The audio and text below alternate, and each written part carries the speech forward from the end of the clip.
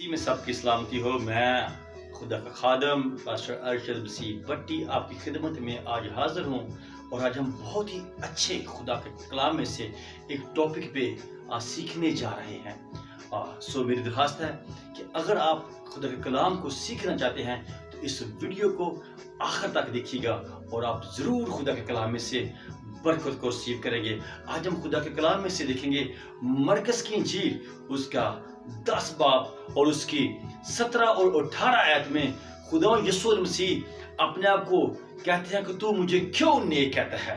आज इस चीज़ पे गौर करेंगे कि खुदा यीशु मसीह ने ये लफ्ज़ क्यों इस्तेमाल किया। तो मेरे जीजो आए पहले पढ़ते हैं आयत मुकद्दसा को। मरकस की इंजील उसका 10 बाब और उसकी 17 और 18 आयत को हम मुताला करेंगे।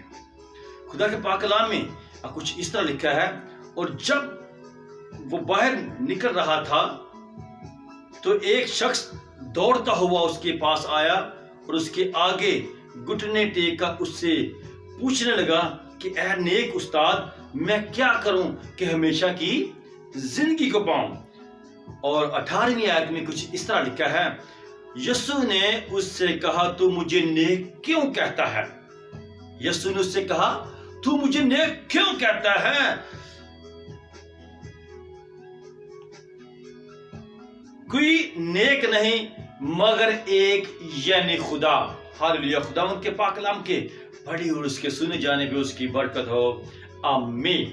मेरे जीजो, इस कलाम मुकद्दस की इस आयत मुकद्दसा में हम देखते हैं खुदा यीशु मसीह जब हैकल से बाहर निकल रहे होते हैं तो एक शख्स दौड़ता हुआ खुदा यीशु मसीह के पास आता है और उससे आवाज देता है, ऐ नेक उस्ताद, मैं क्या करूं कि हमेशा की जिंदगी पाऊं। अब खुदा यीशु मसीह उससे कहते हैं तू मुझे क्यों नेक कहता है। कोई नेक नहीं, सिर्फ एक यानी खुदा।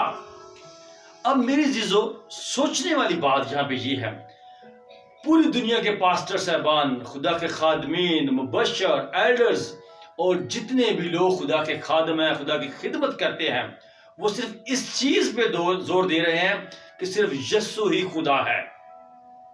और फिर दूसरी बात, अगर हम कलाम मुकद्दस में देखते हैं, लिखा है ईमान के बानी कामल करने वाले यीशु को तकते रहो।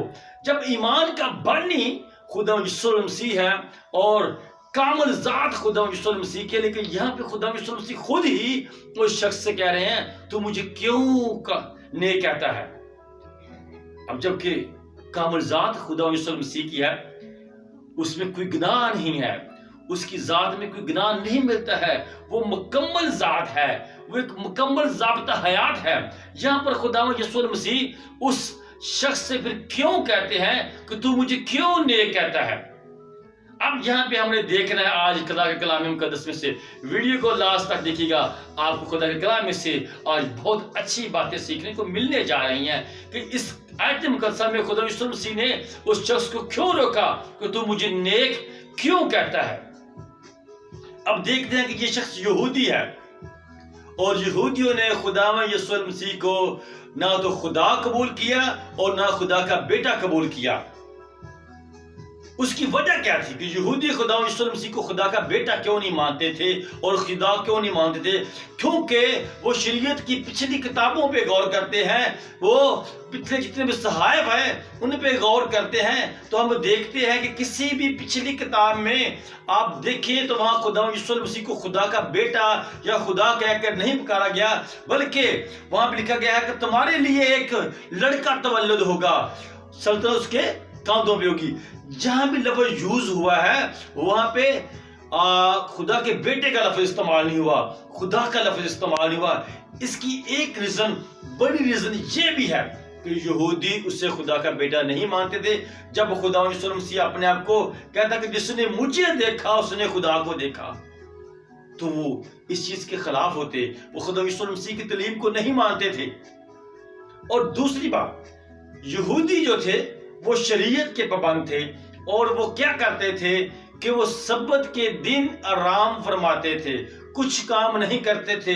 ना उनका कोई पड़ोसी, ना उनका कोई جو غلام تھا وہ کام کرتا اور نہ وہ خود کام کرتے تھے، بلکہ سبت کے دن کو وہ آرام کا دن ٹھہراتے تھے۔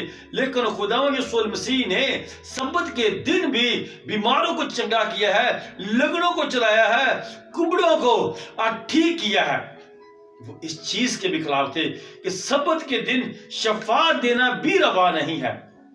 اس لیے بھی یہودی خدا یسوع مسیح کو خدا یا خدا کا بیٹا یا اس کی مخالفت کرتے تھے۔ اب دیکھتے ہیں، غور کرتے ہیں اس آیت مقدسہ پہ کہ یہاں پہ خدا یسوع مسیح جو ہیں وہ شخص کو کیوں منع کرتے ہیں کہ تو مجھے کیوں نیک کہتا ہے۔ سیکھنے والی بات یہاں پہ یہ ہے کہ جب اس شخص نے خدا یسوع مسیح کو آواز دی، پکارا، اے نیک استاد میں کیا کروں؟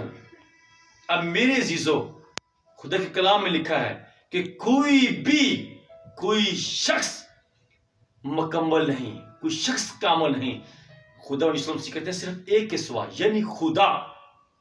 اب خدا یسوع مسیح اس یہودی کو یہ سمجھانا چاہ رہے ہیں کہ اگر تو مجھے نیک کہہ رہا ہے تو یہ بات ذہن میں رکھ کہ نیک کوئی نہیں سوائے خداوند، صرف خدا کے، خداوند خدا کے سوا کوئی بھی نیک نہیں ہے، اور تو مجھے نیک استاد کہہ رہا ہے، یعنی کہ براہ راست مترادف میں تو مجھے خدا کہہ رہا ہے، جبکہ یہودی خدا یسوع مسیح کو خدا کا بیٹا یا خدا تسلیم نہیں کرتے تھے، ان کی شریعت ان کو اس چیز کی اجازت نہیں دیتی تھی۔ اب یہاں پہ وہ شخص خدا یسوع مسیح کو خدا کا بیٹا یا خدا کہہ رہا ہے کیونکہ اس نے اس کو آواز دی، اے نیک استاد، اور خدا یسوع مسیح کہتے ہیں تو مجھے کیوں نیک کہتا ہے؟ کوئی بھی نیک نہیں ہے صرف ایک کے سوا، یعنی خدا۔ اب میرے چیزوں، یہاں پہ یہ اس آیت کا مطلب نکلتا ہے، خدا یسوع مسیح اس کو سمجھانا چاہ رہے تھے کہ جب تم لوگ مجھے خدا کا بیٹا قبول نہیں کرتے، کہ تم لوگ مجھے خدا قبول نہیں کرتے کیونکہ وہ خدا کی صورت میں آیا، خدا خود انسانی روپ لے کے دنیا میں آیا۔ اس نے کہا جس نے مجھے دیکھا اس نے باپ کو دیکھا، کیونکہ یسوع خدا کے کاموں کا آئینہ ہے، کیونکہ آپ اس کے اندر خدا کے کام کو دے سکتے ہیں، اور وہ مردوں کو زندہ کرتا، وہ زندگی دینے کی قدرت رکھتا تھا، وہ بنائی سے محروم اندھوں کو آنکھیں دیتا، گونگوں کو زبان دیتا، لنگڑوں کو چلنے دیتا۔ اس میں سے وہ سب خوبیاں تھی جو اس کے باپ میں ہے۔